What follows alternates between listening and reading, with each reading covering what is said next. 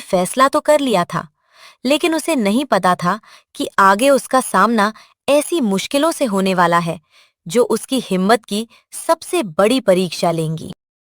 नहीं, नहीं, ऐसा नहीं हो सकता।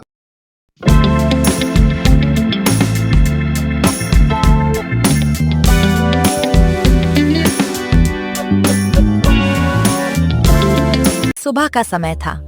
सूरज की किरणें धीरे धीरे गांव पर फैल रही थी, लेकिन रघु किसान के जीवन में उजाला नहीं था।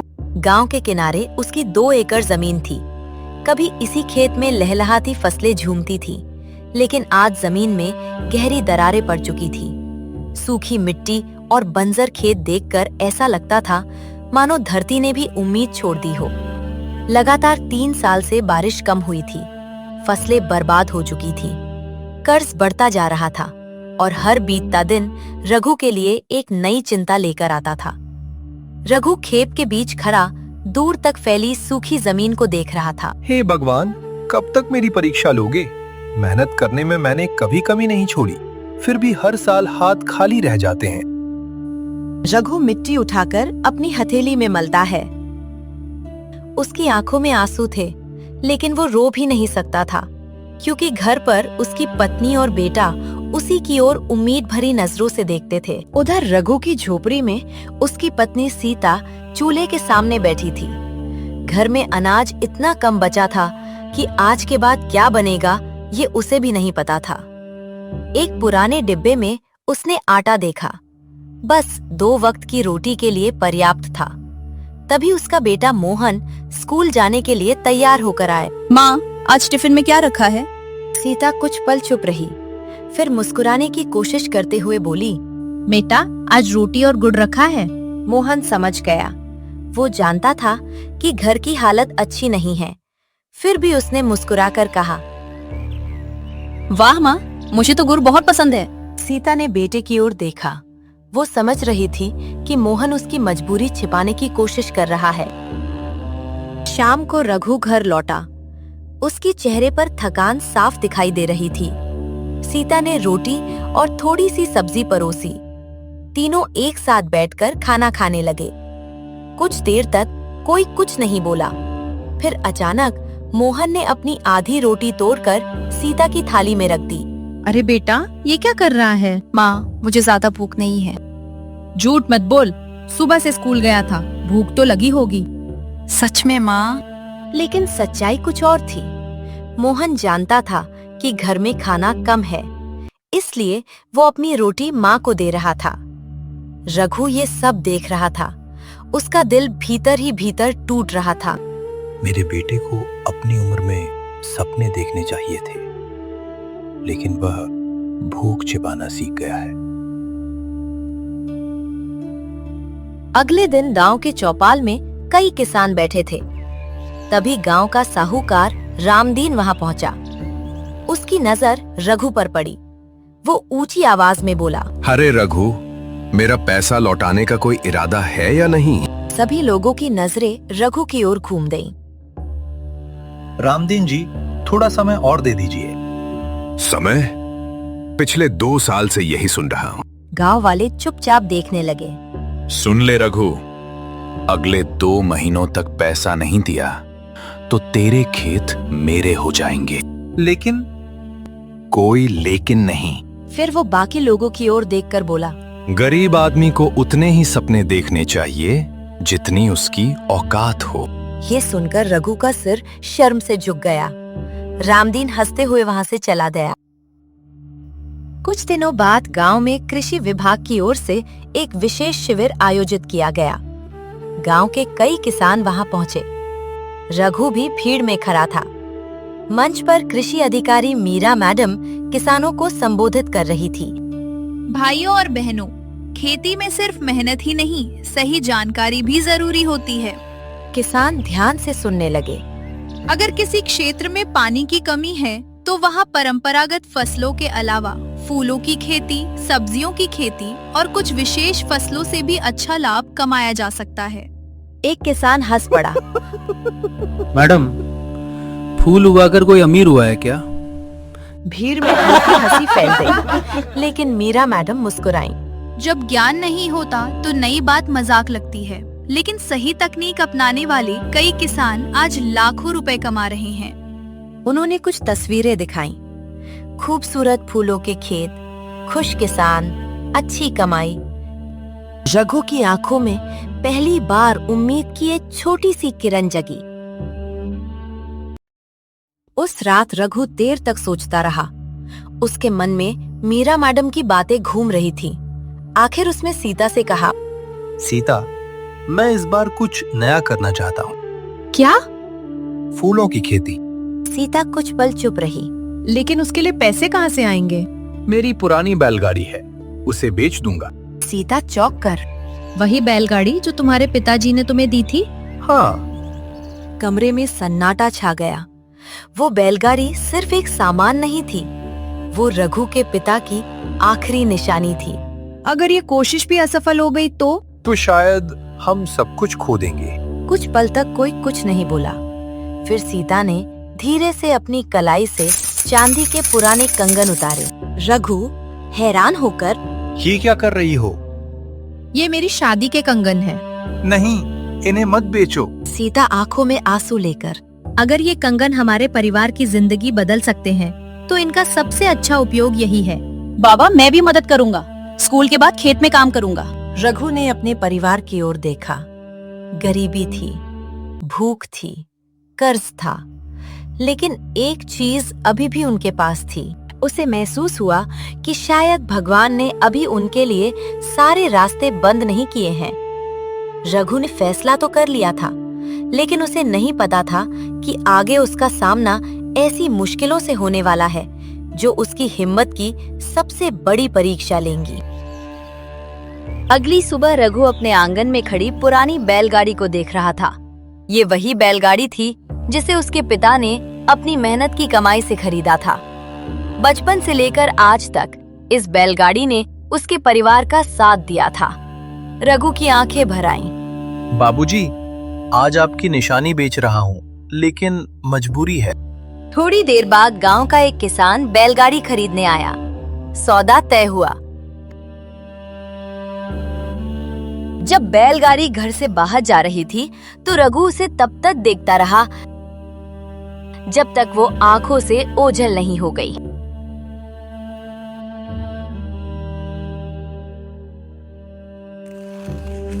उधर सीता भी अपने चांदी के कंगन लेकर सुनार के पास पहुंची। सीता बहन, ये तो शादी के कंगन लगते हैं।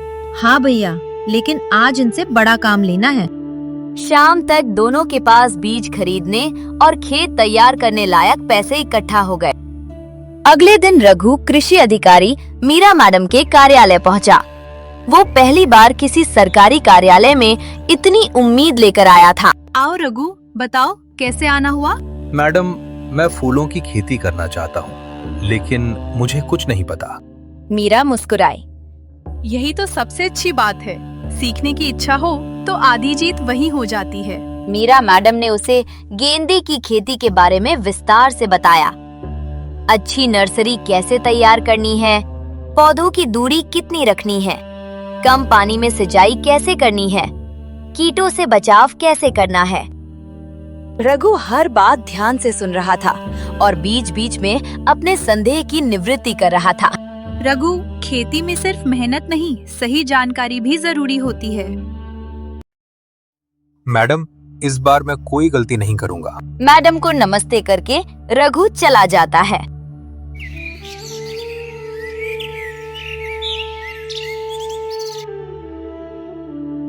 कुछ दिनों बाद खेत की जुताई शुरू हुई। रघु, सीता और मोहन सुबह से शाम तक मेहनत करते। तेज धूप में भी तीनों काम करते रहते। उसी समय गांव के कुछ किसान वहां से गुजरे। अरे रघु, अब गेहूं धान छोड़कर फूल उगाएगा? लगता है ज्यादा धूप लग गई है इसे। सभी हंसने लगे। हंस लो भाई, अगर मेहनत रंग लाई तो यही खेत जवाब देगा। खेत जवाब देगा या कर्ज बढ़ाएगा, ये तो समय बताएगा। गांव वालों की बातें सुनकर मोहन दुखी हो गया। बाबा, सब हमारा मजाक क्यों उड़ाते हैं? बेटा, जो लोग नया रास्ता चुनते हैं उनका मजाक पहले उड़ाया जाता है। तीनों दुखी मन से घर चले जाते हैं। कुछ सप्ताह बाद बीज अंकुरित होने लगे। छोटे छोटे हरे पौधे मिट्टी से बाहर झांकने लगे। रघु के चेहरे पर महीनों बाद मुस्कान आई। सुबह वो सबसे पहले खेत देखने पहुंचता। हर पौधे को ऐसे देखता जैसे कोई पिता अपने बच्चों को देखता है। देखो सीता, पौधे कितने अच्छे निकले। भगवान चाहे तो इस बार सब ठीक होगा। मोहन भी खुशी से उछल पड़ा। बाबा, हमारा खेत तो बहुत सुंदर लग रहा है। अभी तो शुरुआत है बेटा। लेकिन किस्मत ने अभी रघु की परीक्षा खत्म नहीं की थी। एक शाम अचानक आसमान में काले बादल छा गए। तेज हवाएं चलने लगी, पेड़ झूमने लगे, मूसलाधार बारिश शुरू हो गई। रघु परेशान इधर उधर घूम रहा था। लगता है आंधी आने वाली है। हे भगवान, अब और परीक्षा मत लेना। रात होते होते भयंकर आंधी शुरू हो गई। हवा इतनी तेज थी कि झोपड़ी की छत तक हिलने लगी। रघु सारी रात सो नहीं पाया। उसकी नजर बार बार खेत की दिशा में जाती रही। सूरज निकलते ही रघु खेत की ओर दौड़ा। जो दृश्य उसने देखा, उसे देखकर उसके पैरों तले जमीन खिसक गई। कई पौधे टूट चुके थे, कुछ पौधे मिट्टी में दब गए थे। नहीं नहीं, ऐसा नहीं हो सकता। उसकी आंखों में आंसू आ गए। कई महीनों की मेहनत एक रात में बर्बाद होती दिखाई दे रही थी। रघु टूट चुका था। वो खेत के किनारे बैठ गया। उसे लगने लगा कि शायद गांव वाले सही कह रहे थे। तभी मोहन उसके पास आया। बाबा, क्या सारी फसल खत्म हो गई? रघु उदास होकर। शायद बेटा। मोहन कुछ देर पौधों को ध्यान से देखता रहा, फिर बोला, लेकिन बाबा देखो, सारे पौधे तो नहीं टूटे। रघु ने गौर से देखा। सचमुच कई पौधे अभी भी खड़े थे। कमजोर जरूर थे, लेकिन जिंदा थे। जब तक एक पौधा भी जिंदा है, हम हार कैसे मान सकते हैं? मोहन ठीक कह रहा है। लेकिन अब क्या करें? फिर से मेहनत करेंगे। रघु ने अपने बेटे और पत्नी की ओर देखा। उसे एहसास हुआ कि उसका सबसे बड़ा सहारा उसकी फसल नहीं, उसका परिवार है। उसने आंसू पोंछे और खड़ा हो गया। ठीक है, हम फिर से शुरुआत करेंगे। लेकिन रघु नहीं जानता था कि आंधी से भी बड़ा खतरा उसकी फसल की ओर बढ़ रहा था। कुछ ही दिनों में एक ऐसी समस्या आने वाली थी जो पूरी खेती को खत्म कर सकती थी। आंधी के बाद रघु, सीता और मोहन ने हार नहीं मानी। वे रोज टूटे हुए पौधों को संभालते, मिट्टी चढ़ाते और उन्हें बचाने की कोशिश करते। धीरे धीरे खेत फिर से हरा दिखाई देने लगा।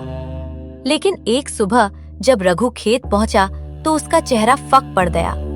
कुछ पौधों की पत्तियां मुड़ी हुई थीं। कई पत्तियों में छोटे छोटे छेद हो गए थे। रघु समझ गया कि फसल पर कीड़ों का हमला शुरू हो चुका है। अरे रघु, फूलों की खेती का सपना कैसा चल रहा है? अब तो कीड़े भी फूलों की खेती करने लगे हैं। सभी हंस पड़े। रघु कुछ नहीं बोला, लेकिन उसके दिल में डर बढ़ता जा रहा था। अब क्या होगा?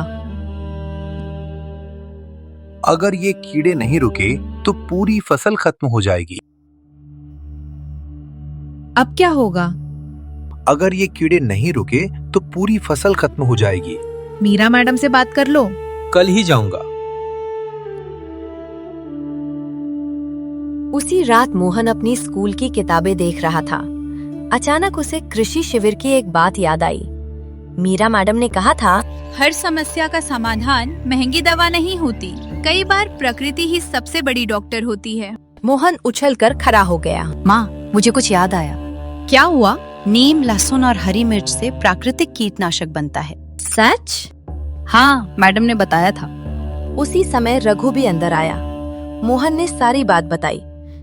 बेटा, अगर इसमें थोड़ी भी उम्मीद है तो हम कोशिश जरूर करेंगे। अगली सुबह पूरा परिवार काम में लग गया। मोहन नीम की पत्तियां तोड़ने लगा। सीता लहसुन और मिर्च तैयार करने लगी। रघु सबको पीसकर घोल बनाने लगा। पूरा दिन मेहनत करने के बाद प्राकृतिक दवा तैयार हुई। बाबा, अब इसे पौधों पर छिड़कते हैं। तीनों ने मिलकर पूरे खेत में घोल का छिड़काव किया। फिर इंतजार शुरू हुआ। 1 दिन, 2 दिन, 3 दिन। तीसरे दिन सुबह रघु खेत पहुंचा। वो ध्यान से पौधों को देखने लगा। फिर उसके चेहरे पर मुस्कान फैल गई। मोहन, सीता, जल्दी आओ। दोनों दौड़ते हुए पहुंचे। क्या हुआ? देखो, कीड़े कम हो गए हैं। मैंने कहा था ना बाबा। पहली बार रघु को लगा कि शायद किस्मत उसका साथ देने लगी है। कुछ सप्ताह बीत गए। अब खेत का दृश्य बदल चुका था। पौधे पहले से ज्यादा मजबूत दिखाई दे रहे थे। एक सुबह मोहन खेत में दौड़ता हुआ आया। मोहन खुशी से चिल्लाकर, बाबा, बाबा जल्दी आओ। रघु और सीता दौड़ते हुए आए। देखो, एक पौधे पर छोटी सी कली निकली हुई थी, फिर दूसरे पर, फिर तीसरे पर। पूरे खेत में कलियां और खिलते फूल दिखाई देने लगी थी। हे भगवान, आखिर हमारी मेहनत रंग ला रही है। मैंने कहा था ना, उम्मीद कभी मत छोड़ना। कुछ दिनों बाद खेत में हजारों कलियां दिखाई देने लगी। अब गांव वाले भी हैरान थे। जो लोग पहले मजाक उड़ाते थे, वे अब खेत देखने आने लगे। यार, ये तो सच में अच्छा लग रहा है। मैंने सोचा भी नहीं था कि इतना बढ़िया होगा। उसी समय मीरा मैडम भी खेत देखने पहुंची। उन्होंने पूरे खेत का निरीक्षण किया। बहुत बढ़िया रघु, तुमने हार नहीं मानी। मैडम, अगर आपका मार्गदर्शन और मोहन का ज्ञान नहीं होता तो मैं कब का हार चुका होता। याद रखो, किसान की सबसे बड़ी ताकत उसकी मेहनत और सीखने की इच्छा होती है। सूरज धीरे धीरे ढल रहा था। हवा के साथ खेत में लगी कलियां झूम रही थी। रघु के चेहरे पर संतोष था, लेकिन उसे नहीं पता था कि असली परीक्षा अभी बाकी थी। कुछ ही दिनों में एक ऐसी खबर आने वाली थी जो उसकी किस्मत बदल सकती थी। सूरज धीरे धीरे ढल रहा था। हवा के साथ खेत में लगी कलियां झूम रही थीं। रघु के चेहरे पर संतोष था, लेकिन उसे नहीं पता था कि असली परीक्षा अभी बाकी थी। कुछ ही दिनों में एक ऐसी खबर आने वाली थी जो उसकी किस्मत बदल सकती थी। सीता, देखो, हमारा खेत। ऐसा लग रहा है जैसे धरती ने सोने की चादर ओढ़ ली हो। बाबा, पूरा गांव हमारा खेत देखने आ रहा है। सचमुच लोग दूर दूर से फूलों का खेत देखने आने लगे, लेकिन खुशी ज्यादा देर टिक नहीं पाई। कटाई का समय आया तो गांव में कुछ व्यापारी पहुंचे।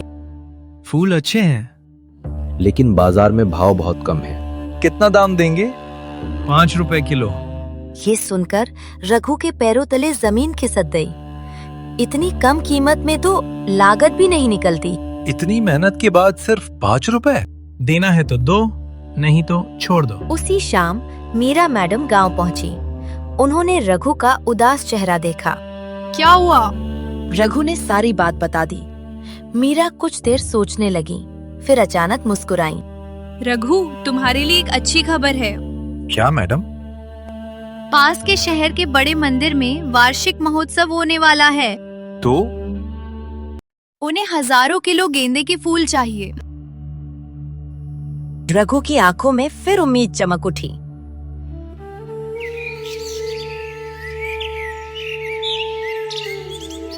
अगले दिन रघु, मोहन और मीरा मैडम मंदिर समिति से मिलने पहुंचे।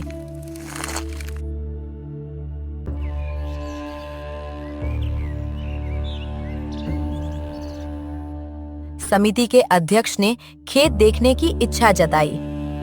अगले दिन वे गांव आए। जब उन्होंने फूलों का विशाल खेत देखा तो प्रभावित हो गए। इतनी अच्छी गुणवत्ता के फूल हमने बहुत कम देखे हैं। जी, पूरी मेहनत और ईमानदारी से उगाए हैं। हमें पूरे महोत्सव के लिए फूल चाहिए। रघु की सांसें तेज हो गईं। हम तुम्हारी पूरी फसल खरीदेंगे। कटाई का दिन आ गया। पूरा परिवार सुबह से खेत में था। गांव के कुछ लोग भी मदद के लिए आ गए। सैकड़ों बोरे फूलों से भर गए। ट्रैक्टर और गाड़ियां फूल लेकर शहर रवाना होने लगी। शाम तक भुगतान हो गया। रघु के हाथ में पहली बार इतनी बड़ी रकम थी। वो पैसों को देखकर कुछ पल तक चुप खड़ा रहा। क्या सोच रहे हो? ये सिर्फ पैसे नहीं है, ये हमारी मेहनत का सम्मान है। अगले दिन रामदीन साहूकार हमेशा की तरह अकड़ते हुए आया। रघु, आज तुम्हारे भुगतान का आखिरी दिन है। तैयार हो जाओ, अब खेत मेरे नाम होगा। रघु मुस्कुराया। उसने घर के अंदर जाकर एक थैला लाकर रामदीन के सामने रख दिया। पहले इसे गिन लीजिए। रामदीन ने थैला खोला। अंदर पूरे पैसे थे, मूलधन भी, ब्याज भी। रामदीन हैरान होकर ये कैसे? मेहनत, ज्ञान और भगवान की कृपा। वहाँ खड़े गांव वाले तालियां बजाने लगे। रामदीन का सिर झुक गया। 1 साल बाद गांव की तस्वीर बदल चुकी थी। कई किसान नई फसलें उगा रहे थे। किसानों की आमदनी बढ़ रही थी। गांव में खुशहाली लौट आई थी। मीरा मैडम फिर गांव आई। उन्होंने रघु का खेत देखा। इस बार फूल पहले से भी ज्यादा थे। अब बताओ रघु, तुम्हें सबसे बड़ा खजाना क्या मिला? रघु मुस्कुराया। उसने मोहन और सीता की ओर देखा, फिर अपने खेत की ओर नजर घुमाई। मुझे सोना नहीं मिला मैडम। तो क्या मिला? ज्ञान। सही ज्ञान, नई सोच और परिवार का साथ, यही दुनिया का सबसे बड़ा खजाना है। दोस्तों, कठिन समय में हार मान लेना सबसे आसान काम होता है, लेकिन जो लोग नई सोच, सही ज्ञान और मेहनत का साथ नहीं छोड़ते, वे अपनी किस्मत खुद लिखते हैं। सब्सक्राइब करो।